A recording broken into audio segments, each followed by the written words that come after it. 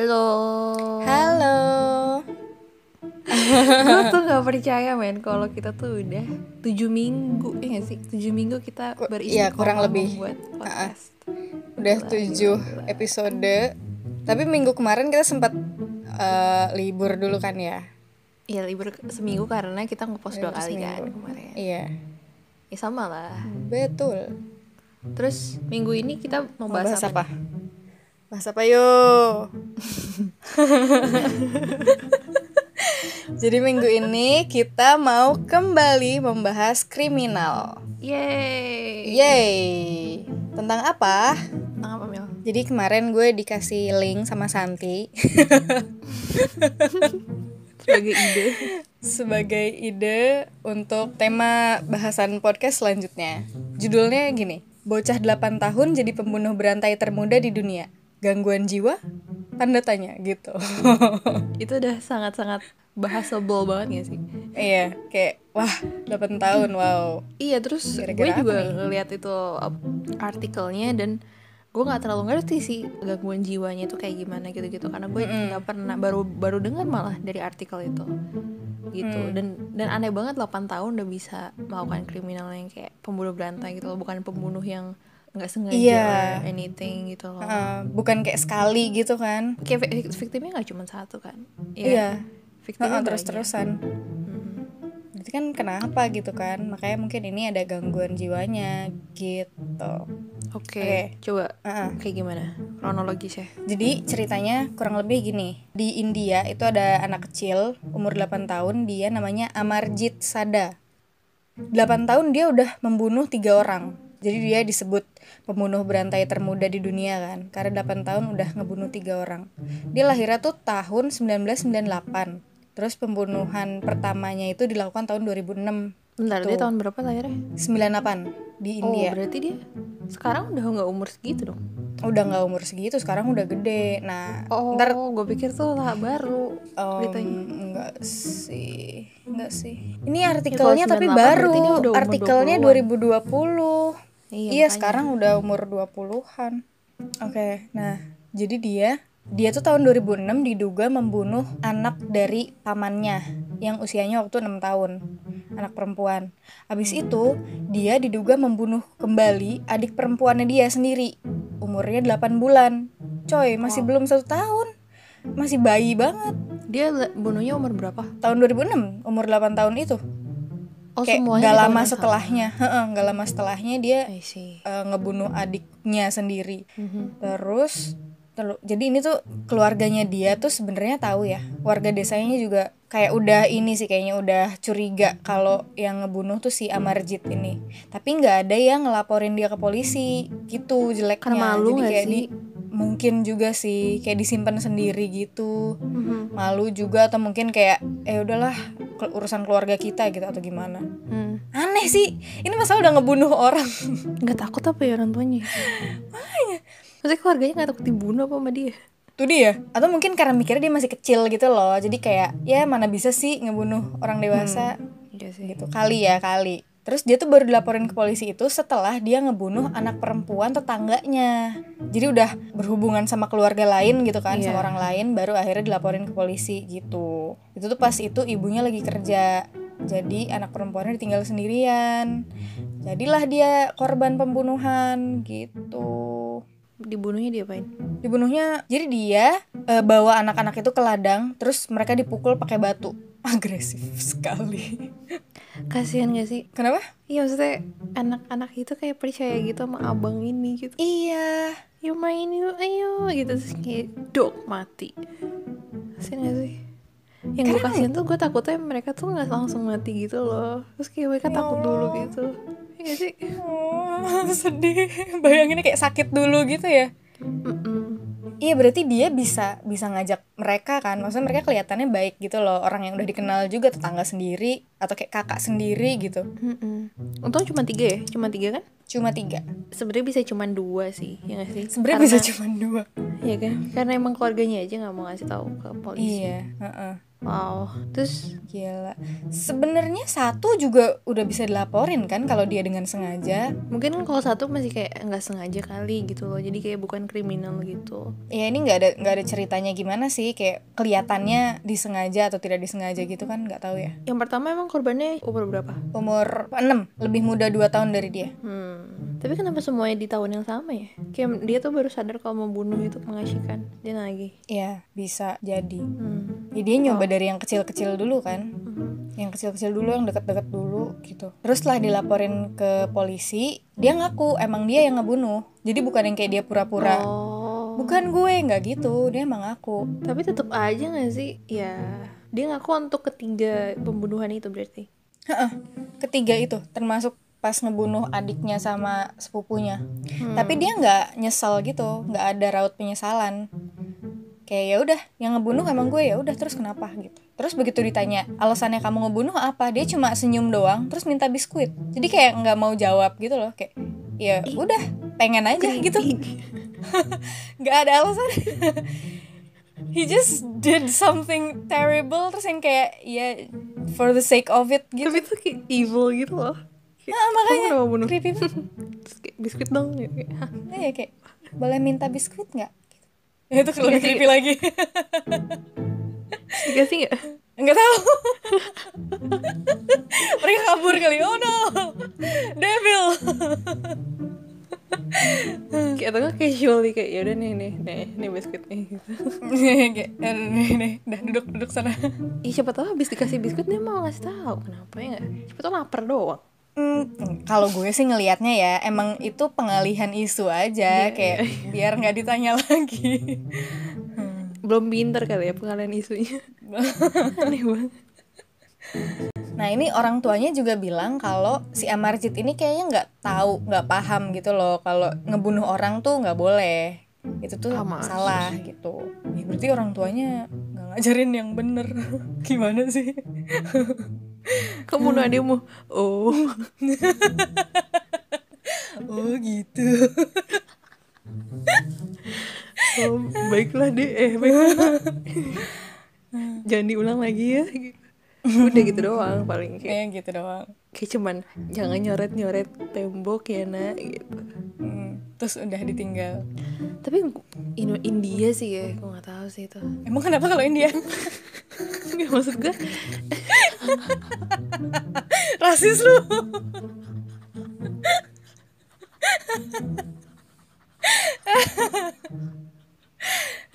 Gue gak bermaksud untuk rasis cuy. Gue mikir ke India tuh maksudnya kayak less likely ada kasus-kasus gitu loh. Kan biasanya kan yang kayak evil kids gitu emang rasis sih, maksud gue. Mungkin karena di India tuh level kekeluargaannya lebih tinggi kan. Oh iya. Iya daripada US. Maksud gue kan kayak kayak Indo aja, Asian family sama Barat budaya family gitu kan. Maksudnya kayak lebih kayak anak di US kan lebih kayak dibebasin atau segala macam kan. Terus kayak orang tua aja nggak dihormatin, maksudnya nggak dihormatin gimana, kayak nyebutnya nama kadang juga nggak masalah gitu loh. Kalau di Asia gitu kan kayak masih kental banget lah ininya gitu. Jadi mungkin itu mengaruh juga gak sih?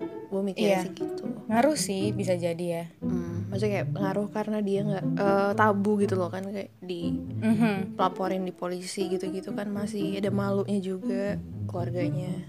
Gue bisa picture that sih kalau di Indonesia juga mungkin aja gak sih kayak gitu. Mungkin terjadi kayak gini karena emang budayanya juga mirip-mirip kan. Jangan bilang-bilang lah kalau anak kita troubled gitu loh. Tapi sebenarnya kalau kayak tabu, lebih family, muka keluarganya. Iya, itunya budayanya, secara budayanya masih mirip lah. Tapi kalau misalnya yang kayak nggak ngasih tahu ke polisi atau kayak nggak disebarluaskan, maksudnya kayak dia ngaku ke orang kalau anaknya kayak gini tuh bukan masalah budayanya juga nggak sih? Emang orangnya aja nggak mau ngasih tahu. Kayak ini gak sih, kayak misalnya sekarang kan misalnya anaknya gay gitu kan gak mau dikasih tahu ke orang lain kan. Gitu loh. Tapi itu beda. Ya itu beda. Kalau gay emang pilihan gitu loh. Kalau bunuh kan udah norma konteksnya. Ya mungkin orang tuanya aneh aja kali. Gay sama pembunuh gitu dianggapnya setara. Sama-sama malu ya. Sama-sama malu gitu. Mending gak malu daripada anaknya di justice gitu. Ya, dan martabat keluarganya juga rusakan jadinya. Terus gimana tuh? Dia kenapa tuh kayak gitu? Pasti ada mental issue kan? Ya, ini gue nggak tahu psikolognya namanya siapa.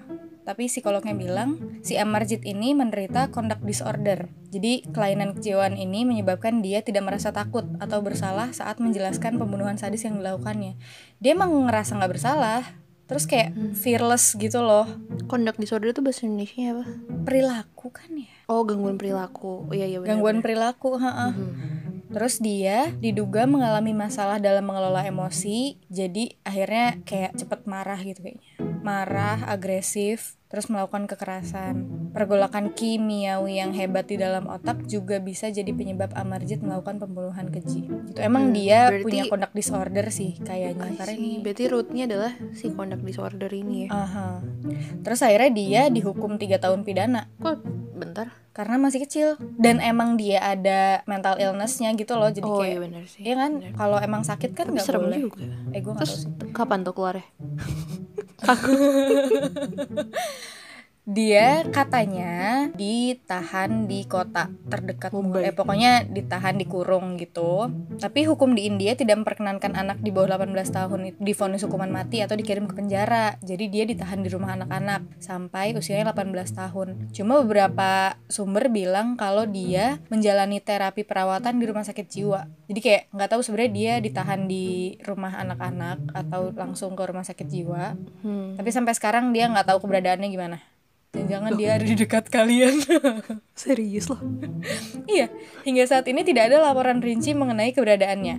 Beberapa rumor menyebut bahwa Amarjit telah bebas dan mengganti namanya. Guys, beware. Serem amat. Nggak ada, abis itu nggak tahu lagi dia di mana sekarang. Amarjit serem Sada. Now. Mana fotonya? Pokoknya serem sih. Ini kenapa muka lu gini sih ekspresinya? Ntar share ya fotonya. Siapa tahu dia jadi expat di Indo. Waduh. Sekarang harusnya umurnya 23 cuy. 22. Ya 22, 23. Ya emang gitu kan. Lagi-lagi keluarga gak sih yang bikin kayak gitu? Iya, pasti keluarganya lah kayak udah kamu pindah aja ganti nama gitu-gitu. Karena yang masih kecil pasti bergantung sama keluarganya gak sih? Iya. Se-conduct disorder apapun. Oke, terus gue masih nyari dia di mana sih sekarang? Beneran udah nggak bisa. Gue sih sekarang whereabouts are unknown. Iya, gue sih wajar-wajar aja dia nggak ketahuan. Pasti kayak orang tuanya sudah menutupi jejaknya. Iya sih. Tapi maksud gue dia akhirnya diobatin, maksudnya kayak sembuh dari mental illness-nya dia apa enggak gitu loh. Probably not, probably still have it. Tapi kayak berarti ada kemungkinan dia melakukan itu lagi kan? Ya mungkin aja, atau terpendam. Mungkin aja sih, tapi belum tentu juga sih. Oke. Sebenarnya conduct disorder itu kayak gimana sih? Ini kalau dari PPT yang gue temukan, nggak usah disebutin dari mana. Conduct disorder itu mengacu pada kelompok gangguan perilaku dan emosi pada anak-anak dan remaja. Jadi dia gangguan perilaku dan emosi di anak-anak dan remaja. Jadi emang munculnya itu waktu masih kecil gitu loh. Mereka memiliki kesulitan yang besar dalam mematuhi aturan dan berperilaku dengan baik sehingga dapat diterima oleh masyarakat. Seringkali dipandang buruk atau nakal, bukan sakit mental gitu. Karena emang ya kelihatannya kan emang dia perilakunya nggak bener gitu bandel, kan. Anak bandel. Anak bandel yang susah diatur gitu ya. Iya, kayak gitu. Nah, berdasarkan agresivitasnya itu dia diklasifikasikan menjadi 4 kelompok. Yang pertama, agresif pada manusia dan binatang. Itu ciri-cirinya ya, menggertak sebagai bully, mengancam dan mengintimidasi orang lain. Seringkali menginisiasi perkelahian fisik, terus menggunakan senjata yang dapat mengakibatkan bahaya fisik yang serius pada orang lain. Misalnya kayak pemukul baseball, bata, beling, pisau, pistol, pokoknya ada senjatanya gitu. Terus kejam secara fisik pada binatang dan manusia, memaksa seseorang dalam kegiatan seksual. Anak kecil coy, oke. Terus berada di luar rumah hingga larut malam meski dilarang orang tua, mulai ketika di bawah umur 13 tahun. Terus menunjukkan kekejaman fisik pada orang lain, contohnya mengikat, menggores, atau membakar korban. Parah banget. Gimana dah? Terus menunjukkan kekejaman pada binatang. Jadi emang dia agresinya ke manusia sama binatang ya, dalam bentuk apapun nih. Bentar, ini kayak psikopat, kayak waktu kecilnya gitu. Iya. Karena emang kayaknya dari situ Ada bisa jadi relasinya psikopat gitu loh. Nah, lanjutin dulu ya. Terus pengerusakan barang dengan sengaja terlibat dalam penyulutan kebakaran dengan tujuan untuk menyebabkan kebakaran, dengan sengaja menghancurkan barang-barang. Jadi ini lebih ke barang-barang. Tadi kan lebih ke orang atau binatang, terus mengerusak barang, curang, berbohong, dan mencuri. Campuran nih berarti ya. Menerobos gedung, rumah, atau mobil orang lain, berbohong. Menerobos? Menerobos gedung maksudnya kayak dia masuk ke rumah orang tanpa sepengetahuan. Oke. Nyuri barang, klepto. Ya, mengutil, tapi tanpa menghancurkan. Ya. Jadi nggak ada ngerusak barangnya ya. Sama pelanggaran peraturan yang parah. Berada di luar rumah hingga larut malam, meskipun dilarang orang tua. Ini kayak yang tadi contohnya. Kabur dari rumah, bolos dari sekolah. Ini emang nggak nurut peraturan berarti. Anak bandel yang kayak nggak mental illness juga biasanya ada begini, bolos. Kabur dari rumah enggak sih, cuman bolos tuh udah kayak paling umum gak sih? Iya sih. Ini tingkat keparahannya kebagi jadi 3, mild, moderate, severe. Yang mild itu relatif tidak membahayakan orang lain. Jadi misal dia bohong, bolos, main keluar, tapi nggak ngapa-ngapain orang gitu. Berarti bandel aja tuh bisa mental illness ya? Ya Allah. Bisa jadi. Coba kamu cek. Moderate ini udah mulai ngerusak gitu kali ya. Udah mulai ngerusak atau lebih agresif ke orang. Yang severe itu yang membahayakan orang lain, kekerasan fisik, menggunakan senjata, mencuri secara terang-terangan, kayak gitu. I see. Nah, ini dia tuh bisa muncul dari pas masih kecil atau munculnya pas udah remaja. Jadi dari sebelum 10 tahun udah kelihatan tanda-tandanya tuh berarti dia yang childhood onset. Jadi dia muncul mental illness-nya ini pas masih kecil banget. Tuh kayak atau yang udah adolescent. Iya, si Amarjit itu dia childhood onset berarti. Obviously. Jadi perkembangan yang dari kecil yang childhood onset itu dia mayoritas di anak laki-laki. Lebih agresif, lebih mengganggu dalam hubungan kelompok, lebih sering melakukan aktivitas ilegal. Terus ada kemungkinan dia pas kecilnya itu punya ODD. ODD ini Oppositional Defiant Disorder gitu. Itu kayak mirip-mirip conduct disorder sih kayaknya, tapi lebih mild gitu loh, kayak lebih nggak separah conduct disorder kind of. Terus kemungkinan punya ADHD juga atau neurodevelopmental difficulties. Terus? Nah, yang adolescent onset yang munculnya waktu remaja itu perbandingan jumlah anak laki-laki sama perempuan seimbang. Jadi kalau yang tadi kan anak laki-laki yang kemungkinan lebih besar kenanya kan. Kalau ini seimbang. Terus lebih tidak mengganggu dalam hubungan kelompok, cenderung tidak melakukan pelanggaran kekerasan. Jadi kayak lebih ke yang diam-diam atau enggak ngejahatin orang lain gitu. Terus kemungkinan si mental illness ini bertahan sampai dia dewasa tuh lebih kecil. Jadi malah lebih parah dan lebih berbahaya atau kayak lebih lama bertahan si mental illness-nya ini kalau dia munculnya dari waktu kecil banget, yang childhood onset. Kalau pas munculnya udah adolescent tuh lebih gampang buat disembuhin gitu kayaknya. Nah, karakteristik yang menentukan gangguan conduct disorder ini, di sini tulisannya with limited prosocial behavior. Jadi dia tuh minim sosial sama orang lainnya. Kayaknya gitu deh, limited prosocial behavior. Oh, berarti gimana cara untuk menentukan dia itu punya gangguan CD ini atau enggak? Itu based on this atau gimana sih? Enggak, karakteristik yang kayak paling kelihatan gitu enggak sih? Oh. Jadi nentuin dia CD apa enggak tuh. Oke. Dari dia punya sini. Karakteristik ini. Punya karakteristik ini. Beberapa karakteristik lainnya juga thrill seeking, itu kayak mencari adrenalin. Iya, kayak suka yang menantang gitu. Iya, suka terus yang dia nggak kayak takut ya kan. Iya. Terus dia nggak takut sama punishment atau hukuman ya kan. I see. Fearless gitu. Oke, jadi ini gara-gara siapa Mil? Kenapa seorang anak bisa mengidap CD nih, conduct disorder ini? Kalau di sini tulisannya sih faktor-faktor yang mungkin bisa meningkatkan risiko seseorang kena conduct disorder itu ada 3. Secara biologis, keluarga, sama social environmental, lingkungan sosial dia. Kalau yang biological factornya ini itu bisa karena aktivitas sistem saraf otonomnya menurun. Jadi kayak ini ada ngaruhnya ke saraf ya, biologisnya dia. Oke. Atau kadar neurotransmitter serotoninnya rendah. Jadi ada hormonnya juga, ngaruh dari saraf sama hormonnya. Itu biological factor ini yang kayak neurotransmitter serotonin rendah itu ada sebabnya gak sih? Kayaknya sih karena bisa jadi karena faktor prenatalnya si ibu si ibunya dia ini. Misalnya ibu hamil yang merokok, kan emang nggak boleh kan, ibu hamil kan nggak boleh ngerokok. Jadi kalau misalnya pas lagi hamil ibunya ngerokok tuh bisa meningkatkan resiko anaknya kena conduct disorder gitu. I see. Sama perinatalnya juga, yang setelah dia lahirannya, birth complication, terus terpapar neurotoksin, ada racun yang Birth kena si complication tuh anaknya. maksudnya emang pas lahirannya ada sesuatu yang gone wrong aja gitu ya? Kayaknya. Atau kayak misalnya dia prematur gitu or something. Maksudnya kayak keluarnya lebih awal daripada jadwalnya dia. Kayaknya bisa juga deh. Itu tetap komplikasi kan? Iya sih. Kasian banget ya. Kalau yang perinatal, maksudnya gue gak tau sih kalau yang prenatal ibunya kan, based on ibunya. Bisa aja gak sih kayak ibunya stres gitu-gitu juga masuk akal gak sih kalau dia? Masuk akal juga kan, itu masuk ke prenatal, gak sih? Iya. Kayak pas dia lagi hamilnya. Oke. Terus kalau dari faktor keluarga, family factornya itu bisa karena pola asuh orang tuanya, neglect dan uninvolved. Jadi orang tuanya nggak mengasuh dengan komplit gitu loh. Kayak ditinggal, terus nggak dididik lah ya. Iya, nggak dididik dengan betul. Kayak penegakan disiplin yang inkonsisten. Misalnya sekarang dia deket sama anaknya, manis, baik, tapi ntar tiba-tiba dia marah. Kan ada tuh yang kayak gitu.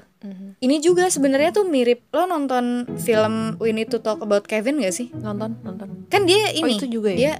Dia tuh si Kevin ini contoh anak yang awalnya dia kecilnya ODD, Oppositional Defiant Disorder. Abis itu gedenya dia jadi conduct disorder. Jadi berlanjut gitu loh. Brief explanation ODD itu apa? Oke. Jadi ODD ini, kalau di sini tulisannya ODD itu sebuah pola ketidakpatuhan, perseteruan atau permusuhan dan perilaku menentang terhadap figur otoritas. Dia kayak lebih awalnya gitu ya, kayak rebel. Bibit-bibit trouble. Nggak patuh, menentang. Dia termasuk behavioral disorder. Nih, menunjukkan pola amarah dan perilaku verbal yang agresif secara konstan, yang ditujukan pada orang tua atau figur otoritas lainnya yang lebih dari dia, lebih besar atau lebih berkuasa dari dia gitu. Kayak ya emang rebel gitu bener sih. Ya kalau lu nonton We Need to Talk About Kevin, dia juga kayak marah-marah gitu kan ke ibunya. Iya, dia Agresi. bisa, tapi dia nggak mau gitu kan. Iya. Terus nih kriterianya sama ya, kayak mirip-mirip ya, cuman dia lebih mild dari sisi iya, lebih mild. Dan ini tuh lebih bukan yang kayak merusak atau menyakitin, kekerasan, menyakiti. Ini lebih ke emosinya dia. I see. Gitu. Marah. Udah tersinggung, marah, angry, irritable mood, terus membantah, menentang, menolak untuk patuh, sengaja mengganggu. Tapi kayak ini mungkin mild banget ya, mengganggunya, menyalahkan orang lain atas kesalahannya. Terus pendendam, iri hati. Tapi dia harus itu ya 6 bulan itu ya? Ini kan kayak batasannya gitu kan, bisa disebut ODD itu kalau udah punya kriteria waktu 6 bulan gitu. Nah kalau si ODD ini emang dia biasanya yang mengawali conduct disorder karena munculnya waktu masih kecil, prasekolah munculnya. Masih kayak balita gitu dong. Iya, ya kecil banget lah. Maksudnya mungkin dia udah paham social environment ya, gitu gak sih? Lah ya. Mungkin gak harus bisa ngomong dulu juga sih, tapi dia paham konteks sosial. Kayak dia harus seperti apa, dan dia gak melakukan hal itu gitu. Ini juga sama sih, lebih banyak terjadi pada anak laki-laki dibandingkan dengan perempuan. Oke, terus? Nah, kalau si ODD ini pas besar itu bisa hilang. Atau bisa juga masih ada ODD-nya sampai dewasa. Atau dia berubah jadi gangguan lain. Jadi ADHD atau jadi conduct disorder gitu. Jadi lebih parah kan. Atau bisa juga dia comorbid sama mental illness yang lain. Misal dia sama mood disorder atau nambah anxiety disorder, ADHD, depressive disorder gitu. Jadi bisa kena kemana-mana. Oke. Balik lagi ke conduct disorder ya. Tadi We Need to Talk About Kevin berarti dia tuh mulainya ODD dulu kan, terus gedenya jadi conduct disorder gitu. Iya, katanya gitu. Terus berarti conduct disorder tuh udah yang kayak anak pembunuh tuh udah pasti conduct disorder gitu ya? Ya nggak pasti juga. Ya mungkin nggak juga sih. Cuma ada kemungkinan dia bisa jadi punya conduct disorder. Ini emang family factor besar banget sih menurut gue kemungkinannya dari cerai. pola asuh, dari penegakan disiplin yang inkonsisten. Terus misalnya kondisi keluarganya dia juga kayak single parent misalnya, atau mereka broken home, orang tuanya cerai, itu bisa banget ngaruh ke anaknya kan. Atau ini juga orang tuanya drug abuse, alkoholik. Kayak kalau di We Need to Talk About Kevin kan sebenarnya kelihatan ibunya tuh emang udah punya banyak masalah gitu loh, bahkan sebelum dia punya Kevin. Kayaknya Ingat lebih ke prenatalnya gak sih dia tuh? Prenatal. Iya. Prenatalnya Kayak dia unhappy gak sih? Iya, itu juga. Terus dia tuh nggak suka bentuk badannya dia waktu dia hamil kan. Jadi dia ngeliatin mungkin perutnya. dia kayak hateful ke si anak juga. Iya. Terus kayak pas nggak dijelasin sih sebenarnya si ibunya ini kenapa. Cuma waktu Kevin lahir, kehidupan dia tuh kayak berubah banget gitu kan. Ya emang semua ibu-ibu juga pasti akan merasakan itu. Cuma mungkin kayaknya dia kayak belum siap untuk hal itu gitu loh, untuk menjadi seorang ibu ngurusin anak yang ya tau lah, bayi nggak bisa ngomong, terus banyak kebutuhan yang harus dipenuhi, dikit-dikit nangis. Suaminya juga nggak suportif ya nggak sih? Iya sih, iya itu dia, suaminya juga nggak yang suportif dan kayak Mendukung atau berusaha support. untuk memahami istrinya gitu loh. Gitu. Yang social environmental factor ini bisa karena lingkungan sosioekonominya dia rendah. Mungkin maksudnya kemampuan finansialnya dia gitu ya. Oh, lingkungan sekitarnya dia bermasalah atau kayak iya bener sih. Kayak sosioekonomi berarti emang dia mungkin kehidupannya hard life aja gak sih? Penuh konflik. Terus mungkin kalau misalnya keluarga dia abusif juga ngaruh. Oh, berarti udah itu berarti all about conduct disorder ya. Kurang lebih gitu. Tadi yang We Need to Talk About Kevin itu berarti dia udah jadi conduct disorder, makanya dia nyakitin. Udah. Kan akhirnya dia ngebunuh semua teman-teman, enggak semua sih, teman-teman sekolahnya, terus udah gitu ngebunuh bapaknya, ngebunuh adiknya ya kan? Bener. Wow. Tapi dia nggak ngebunuh ibunya sih. Enggak. For some reason. Kayaknya dia sebenci itu sama ibunya sampai dia tuh kayak membiarkan ibunya melihat semua itu gitu gak sih? Menderita. That's so messed up. Atau bisa jadi karena dia emang kayak balas dendam sama ibunya gitu loh. Karena yang bikin dia kayak gitu, nggak tahu ya, gue sih ini aja, nebak aja. Mungkin dia ngerasa dia kayak gitu, dia punya problem, itu karena ibunya. Jadi dia pengen ngebalas ibunya. Like yes, kind of. Tapi endingnya dia pelukan gitu gak sih? I don't know. Iya. Nggak tahu sih itu artinya damai atau enggak. Cuman ya. Tapi kayak, ya ibunya udah cukup suffer sih. Kayaknya she got enough juga gak sih? Kayak, iya. Endingnya udah dibenci semua orang ya gak sih? Iya. Orang ibunya juga pas terakhirnya nanya kan, kamu sebenarnya kenapa melakukan ini gitu kan? Terus dia yang kayak dia pikir selama ini dia tahu alasannya kenapa, tapi setelah dipikir lagi kayaknya dia nggak tahu kenapa gitu loh. Emang dia punya problem aja. Sampai akhir nggak dikasih tahu kan dia kenapa ngelakuin itu? Nggak dikasih tahu, udah gitu doang. Serem sih itu. Oke. Terus berarti kita udah tahu nih ya bibit-bibit conduct disorder atau kayak gimana. Terus ciri-ciri orang kena conduct disorder dan gara-gara siapa dan gara-gara apa. Terus kalau misalnya kira-kira kita tahu nih keluarga kita atau ya orang terdekat kita yang kayaknya ada bibit conduct disorder atau ODD, itu kira-kira harus gimana cuy? Kalau di sini tulisannya intervensi yang bisa dilakukan itu ada 4. Yang pertama itu parent management training. Berarti kita harus reach out dulu dong ke profesional. Iya, of course. Karena ini emang nggak bisa diselesain sendiri sih. Berarti setelah kita parah reach out kan ke soalnya. Profesional baru akan terjadi intervensi. Betul. Intervensi. Bisa dengan parent management training. Ini lebih ke orang tuanya berarti ya yang diintervensi, bukan anaknya. Ya itu sih kayak emang dari family dulu kan, dari orang tuanya dulu. Terus cognitive based, kognitifnya berarti CBT ya, CBT itu cognitive behavior. Jadi kognitifnya juga, behaviornya juga. Oke. Terus social skill training sama medication. Obat dong. Iya, obat. Obat penenang gitu ya? Iya kali ya. Iyalah, kan dia kayak chaotic gitu gak sih? Dikasih obat penenang. Chaotic. Bisa jadi, ya nggak tahu sih, ini nggak dijelasin medicationnya kayak gimana. Yang jelas obat ya kan. Yang paling efektif sih, ini gue setuju sama ini sih. Dia bilang yang paling efektifnya parent management training. Jadi dia membangun hubungan yang positif antara orang tua dengan anak gitu. Berarti parent management training itu barengan sama anaknya juga dong? Iya, sama anaknya juga. Maksudnya orang tuanya punya andil di situ gitu loh. Jadi bukan anaknya yang di intervensi aja, tapi orang tuanya juga perlu. Itu intinya dia kan Tapi gitu. ini bukan terapi ya? Enggak, training di sini. Oke. Training. Nih kan, memberikan reinforcement secara langsung untuk tingkah laku yang baik, memberikan konsekuensi untuk tingkah laku yang tidak diinginkan. Jadi kayak bener-bener dikasih tahu gitu loh, mana yang boleh, mana yang enggak gitu. Dia kayak punya trouble sama norma gitu nggak sih? Dia tuh nggak tahu norma yang bener tuh yang gimana. Berarti bisa sembuh ya? Bisa, Dengan training. bisa. Nah makanya kalau udah mulai aneh tuh diomongin, jangan kayak Kevin. Jangan kayak Kevin, jangan kayak Dia jangan kayak si Amarjit. Amarjit. Ranjit gue kira. Siapa tadi Ya, namanya? jangan kayak Kevin, jangan kayak Amarjit.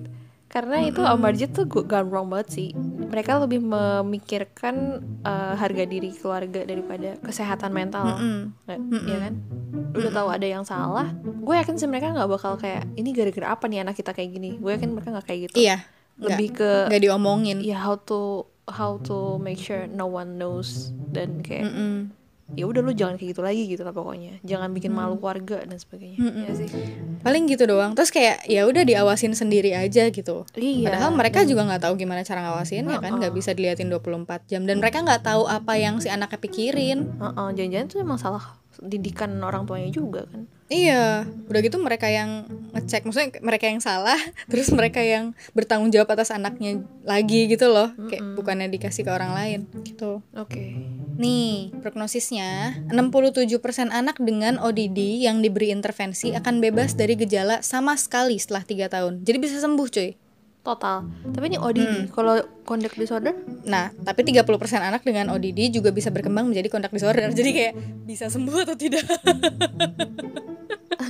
ODD bisa bebas dari gejala setelah 3 tahun. Tapi 30%-nya ODD bisa jadi conduct disorder. Masalahnya conduct disorder bisa sembuh apa enggak nih? Bisa harusnya. Bisa sih kayaknya. Cuma Dengan ya terapi, akan lebih susah gitu loh, karena dia udah terlanjur, parah. udah Udah keparah. terlanjur. Iya. Makanya dari sedini mungkin kalau udah kedetek ada yang aneh, reach out to professional help gitu. Kita harus punya andil juga tau, by the way. Kayak misalnya lo dan keluarga lo gitu loh, lo pasti tau lah kayak misalnya ponakan, sepupu, atau siapalah anak yang ada di sekitar kita gitu, ya gak sih? Kayak keluarga kita gitu. Kalau udah tahu kayak ada ini, ya makanya kita butuh edukasi gak sih? Iya. Kayak awareness tuh important banget, karena Penting. mumpung masih ODD, ya gak sih? Mumpung masih ODD dan nanti belum, ya semoga enggak nyampe conduct disorder. Cuman kalau misalnya ODD kan bisa nyampe ke conduct disorder kan. Dan untuk menghindari hal itu terjadi ya kita harus mulai dari kita sendiri gitu loh, kayak ngasih tahu ini dia kenapa kok bandel gini, atau kayak emang selalu kayak gini apa gimana, ya gak sih? Ya coba deh ke dokter atau gimana, siapa tahu dia tuh ada gangguan ini loh, gangguannya gitu loh, ya gak sih? Yang ngasih tahu aja, karena untuk keselamatan bersama. Bener sedini mungkin. Untuk keselamatan bersama, kasihan juga orang tuanya kalau anaknya in trouble nanti, ya kan? Ya mungkin Gitu. untuk beberapa orang sulit sih, kayak Ya mungkin akan membuka tersinggung. diri. Iya, takut tersinggung juga kan. Maksudnya kayak ya takut, ya itu namanya tabu gitu loh. Biasanya kan orang-orang kayak nggak usah diomongin, kayak simpan sendiri. Tapi tuh nggak baik, apalagi kalau udah yang kayak bau-bau kayak gini, hawa-hawa kayak gini, itu udah bukan, maksudnya lo nggak bisa nyelesain ini sendiri gitu, harus minta professional help Dan kan. nggak akan dijudge juga kalau ke psikolog gitu. Iya benar.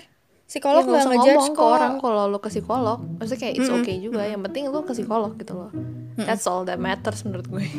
Iya. Tapi sekarang juga yang gue sebel, beberapa orang tuh kayak kalau ke psikolog tuh kayak hal yang odd gitu loh. Kayak emang ngapain? Emang lo gila gitu.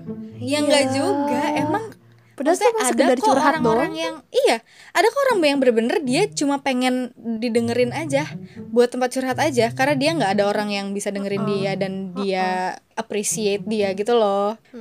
Jadi dia ke psikolog. Ya itu bukan hal yang aneh. Ya di sini masih terlalu ini sih pengetahuan tentang itunya. Sayang sekali. Padahal itu kan kayak misalnya lo nggak kenapa-napa gitu, tapi lo cuma lagi penat aja, ya nggak sih? Kayak ya udah cerita ke orang, daripada lo direspon secara tidak baik oleh orang yang nggak jelas gitu, mendingan lu ke psikolog masih jelas gitu, Bener. mereka ngerti Udah cara nanti responnya. responnya buruk, akhirnya kesehatan Malah mental lo tambah buruk kan. Makanya Kayak penting loh menjaga kesehatan mental, bukan cuma fisik doang. dan yang gue sebel, mereka yang tahu kalau mereka punya gangguan mental pun nggak mau. Sering nggak Iya. sih kayak gitu?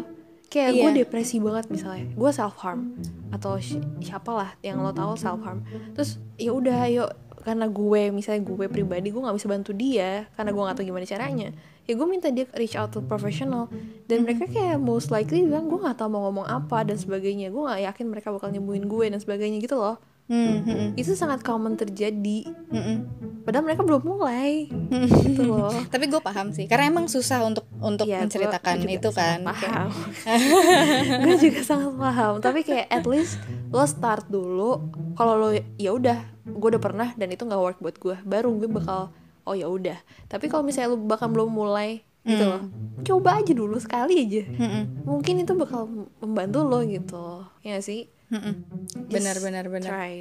Iya, mereka perlu ke psikolog gitu atau ke psikiater yang emang udah profesional. Tapi kan ya di Indonesia terutama jumlah psikolog sama psikiater dibandingin sama penderita mental illness-nya kan jauh banget kan, 1 banding berapa gitu. Jadi kayak orang-orang yang terdekatnya tuh perlu untuk ada untuk mereka juga gitu loh. Jadi Ya, perlu aware dari juga. perlu aware, perlu lebih empati. Paling nggak ngenyek nggak sih, paling nggak. Iya, dengerin aja. Maksudnya lu ya nggak usah judge gitu, kayak oh gitu, emang lo rasanya gimana? Cukup gitu aja. Kayak mereka tuh kadang-kadang bukan butuh jawaban kayak gue harus gimana gitu. Nggak juga. Kadang mereka cuma pengen didengerin aja. Iya, iya benar. Just be there for them. Iya, pro tip, kalau lo denger orang curhat, tanya dulu lo mau direspon atau Iya. lo mau dikasih nasihat atau enggak. Karena biasanya orang pengen didengerin aja. Gue cuma ngerespon doang kayak gue ada gitu. Oh gitu, gitu doang. Iya benar. Oke, well, now we know about conduct disorder and ODD. Tapi ini kayak yang paling common dan menurut gue ini mungkin bakal terjadi di sekitar kita, apalagi ODD-nya ya. Gue nggak tahu sih. Tapi kayak anak bandel tuh kayak subtle banget. Ya harus lo perhatiin sih. Kayak jangan-jangan dia ada gangguan gitu loh. I think being paranoid about it is fine juga gak sih? Kayak misalnya lo ibu gitu, duh jangan-jangan anak gue ini, kayak better safe than sorry gak sih? Jangan shrug it off gitu loh. Iya. Lebih ke perhatiin gitu. Kalau misalnya dia terus-menerus kayak gitu, something is not right. Iya. Ya sebagai orang tua, you should have that gut feeling gak sih? Iya. About your kid. Harusnya sih ada. Karena emang mereka kan punya masalah di emosinya kan, terus yang kayak rebel gitu loh. Kalau emang bener-bener gak bisa diomongin, maksud gue ya namanya orang tua harus bisa lebih punya Taming your own child. kuasa atas anaknya kan. Maksudnya ya dia harus jadi otoritasnya kan, bukan anaknya dong yang ngebosin dia. Bener. Nah kalau udah mulai anaknya yang lebih megang kontrol, bukan orang tuanya yang lebih megang kontrol, ya itu berarti perlu diubah gitu loh. Kayak itu nggak benar.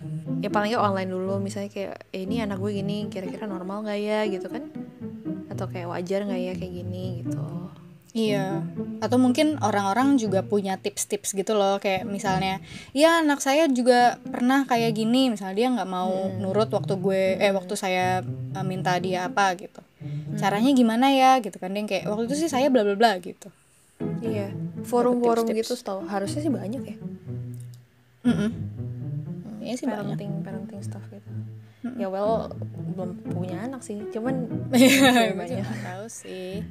Ya tapi I'm sure kan banyak. Iya. coba googling aja atau kayak tanya-tanya orang, tanya-tanya keluarga. Jadi jangan takut karena itu bisa disembuhkan. Walaupun mungkin nggak gampang ya. Coba cari treatmentnya dulu aja. Oke, I think that's all ya about Kayaknya this udah. case. Itu aja sih. This is more to make people aware of this stuff. This Bahwa ada this stuff yang exists, namanya ya. ini. Okay, so I think that's it ya for CD and ODD. Kurang lebih itu sih. Next, we're going to talk about what, Mel? Probably psychological issue lagi sih. Maybe iya. Itu sebenarnya kita ngomongin crime juga pasti ada mental issue-nya juga nggak sih? Gue ada Pasti sih ada mental kayaknya illness-nya. nanti ada kasus kriminal juga yang mau gue bahas. Mungkin next atau in this next episode. Mungkin Boleh, 2 minggu boleh, lagi. boleh. Yep. Stay tuned. Let's see. Oh anyway, kalau misalnya ada idea or anything like that, Kita bisa di reach out di gara2 siapa, gara angka 2 ya, siapa, @gmail.com. okay, so see you in the next episode, whenever that is. Stay safe, stay healthy, stay happy, Stay sane. stay sane. Yeah. Good luck. Yep, see you next time. Bye. Bye.